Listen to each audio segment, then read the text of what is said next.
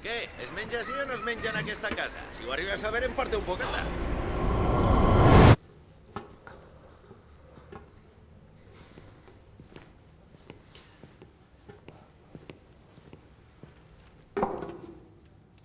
Cas 357. Pasqual Belda contra el seu cunyat Joan Domínguez. Com es declara l'acusat? El defensat es declara innocent. Així és, senyoria. De les millors que he fet. I vostè, senyor Belda, alguna cosa a al·legar?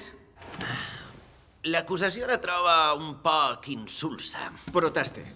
El senyor Belda s'ha inflat a papes, com corroboren els meus testimonis. Perjuri. Ordre. Puja a declarar Pep, d'Ultramarins Pep. Jura dir la veritat, tota la veritat i res més que la veritat? Ho jure. Podria descriure'ns quina relació manté amb el senyor Domínguez? De tota la vida sóc qui li subministra la mercaderia. La batxoqueta, el conill o el pollastre. Tot productes frescos, entenc, no? Sempre. I el garrofó, Pep? Era fresc, també?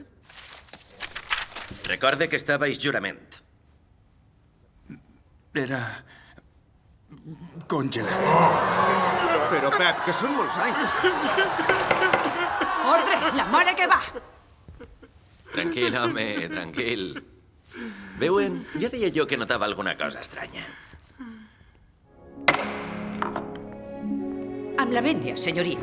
L'acusació que no sap fer un ou fregit. Com No permetré que destaque el meu bon nom amb calúmnies. Si la llenya és de taronger, millor que millor. L'últim colp de foc per aconseguir... Així la prova número 66. Les restes d'una pastilla de caldo de pollastre, trobades en les pertinences del senyor Domínguez. Mai se m'ocorreria gastar un altre arròs.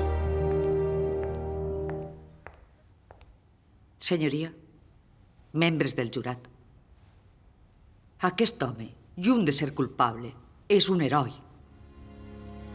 Mentre la resta estava en la piscina amb la cerveseta, ell estava allí, enfront del foc. Alguna vegada han intentat fer una paella a llenya? De veres, el condemnarem per un pessic de sal.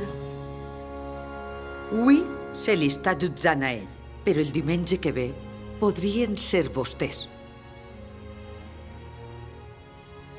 Senyoria, el meu fill no serà el millor cuiner del món, però cada diumenge fa la seva millor paella.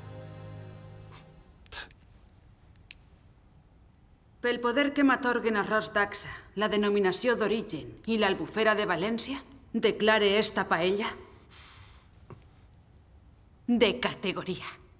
Què?